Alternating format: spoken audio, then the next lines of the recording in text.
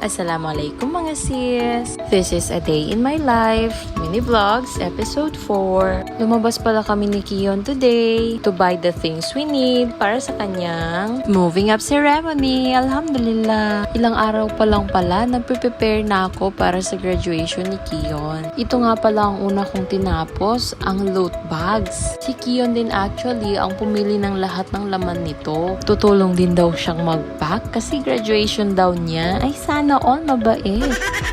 Lagay ko na rin kaya itong si Madam. Total nakahilata ka lang naman dyan. Char lang.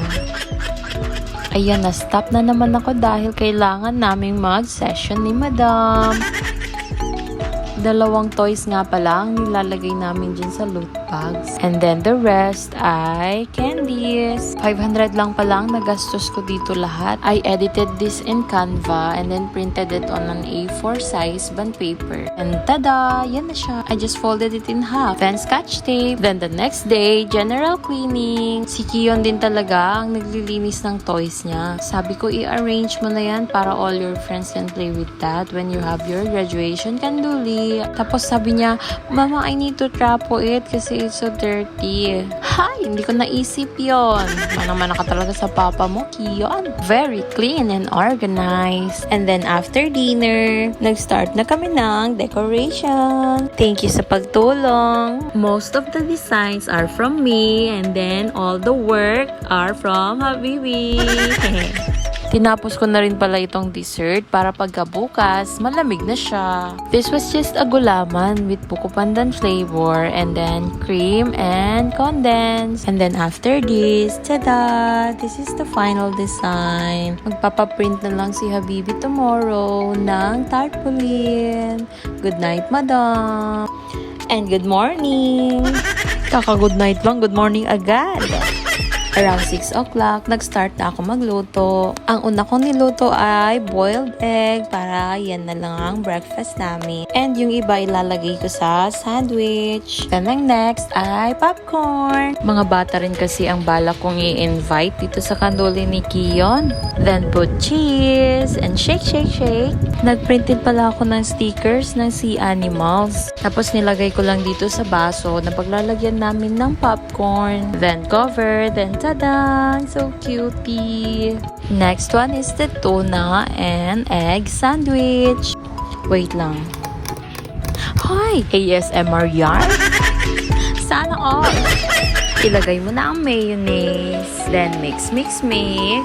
Tapos smash the egg. I smashed 3 eggs and put it on the mixture. Mixed again. Tapos, naglagay lang ako ng salt, pepper, and nam-nam. Naglagay na rin pala ako ng sibuyas na finely chopped. And then it's done. Lagay na natin yan sa bread. Ayaw na ayaw ko talaga yung sandwich na ang palaman nasa gitna lang. Unang kagat, walang palaman. Pagka second na kagat, puno ng palaman.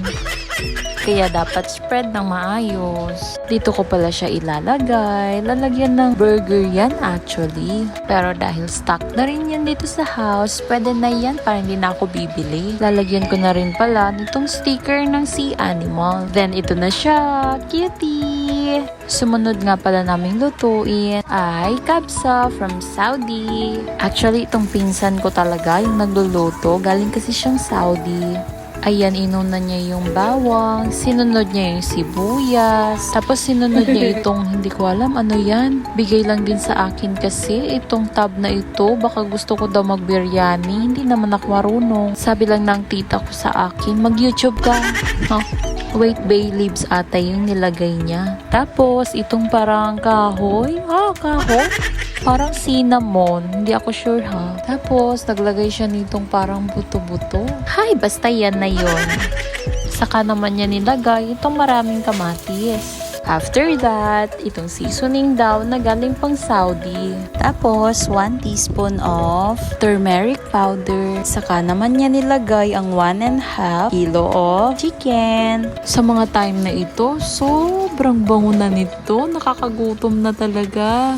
And after this, pinakuluan lang para maluto ng maayos yung manok. Naglagay na din siya ng asin. Ito nga pala yung gagamitin na bigas. Basmati rice. Almost 300 pesos pala ito for 2 kilos. Then after ilang minutes lang, ayan na, tapos na. Bango-bango talaga. Ang sarap din ito, promise. Then next kong niluto, itong spaghetti. Advantage din talaga pag ganito ang lutuan kasi pwede kang magsabay-sabay ng niluluto. Pinagsabay ko na nga silang lutuin, pati ang sauce. And then tapos na, hindi ko na isi-share yung aking secret ingredients dahil nahiya ako. And then the last one, lemonade. Gusto ko kasi kahit drinks, color blue. This was around 12 o'clock na, kaya kailangan ko nang mag-prepare. Grabe, late na naman kami nito. Almost 1 o'clock na, nasa bahay pa rin kami. Nakalimutan kong hindi pala kami nakapag-lunch ni Habibi. Kaya eto tuloy, sa car na lang kakain. Sa sasakyan na rin pala ako nag-hijab. Grabe, ang dami-dami ko talagang iniisip at dapat isipin. Parang pasan ko ang buong mundo. Okay na ba itong hijab ko? Hay, okay na yan. And of course, some finishing stuff. Huy, ang corsage ng graduate. Muntik pang makalimutan. Hay, naku na lang talaga. Ayan, pagdating namin, marcha na din agad. Si Habibi na rin pala ang kasama ni Kion magmarcha. Ayan, pagkaupo niya, ang pogi talaga ng baby ko. Ayan, actually, this was just a moving up day. Wala din daw silang award or anything. Kasi ang main goal lang daw sa daycare ay to develop their social skills to get ready to be kinder. Pero syempre, it's worth celebrating pa rin naman. Lalo na sa katulad namin ni Habibi na first time kid namin si Kion. Wow, alhamdulillah. And then after, umuwi na din kami agad. Aba, nakaabang na rin agad si Madam. Uy, ang cute mo talaga, Madam. Hello! Andito na si Mama. Alam ko, miss mo na ang nono ko. May pa-surprise gift pala si Habibi kay Kion. Actually, kaninang umaga lang talaga niya binili ito. Nilagay lang daw ni Habibi dyan sa likod ng sasakyan niya.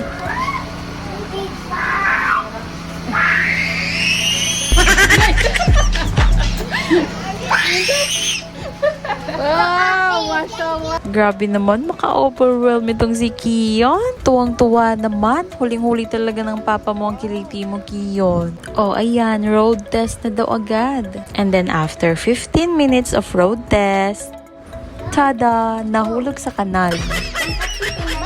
Ang galing din talaga ng graduation mo, Kion. Okay, change outfit. Ayan na nga pala yung loot bag na ginawa namin ni Kion. Siya din mismo yung namigay sa mga friends niya. Ever since talaga, tinuturuan ko si Kion mag-share ng blessings niya kasi blessed naman talaga siya. Alhamdulillah. And so far, very generous naman. Hoy, na-stressed kasi kulang pa daw. Next time na baby kasi kulang din ang budget natin. Shout out nga pala dito sa dalawang very big help. Thank you! And these are my cousins. Thank you sa pagpunta kahit super busy nyo. May mga natira din pala kaya maghahatid muna ako sa mga kapitbahay. Hi, today was a very busy day. Sabi ko mag-lights off na tayo para makatulog na tayo. Pero tignan mo nga itong dalawa. Hay nako! Anyways, thank you sa panonood. Yun lamang po. Alhamdulillah for everything. You can support me po by commenting your thoughts about this video. Share and follow my page. Thank you and wassalam.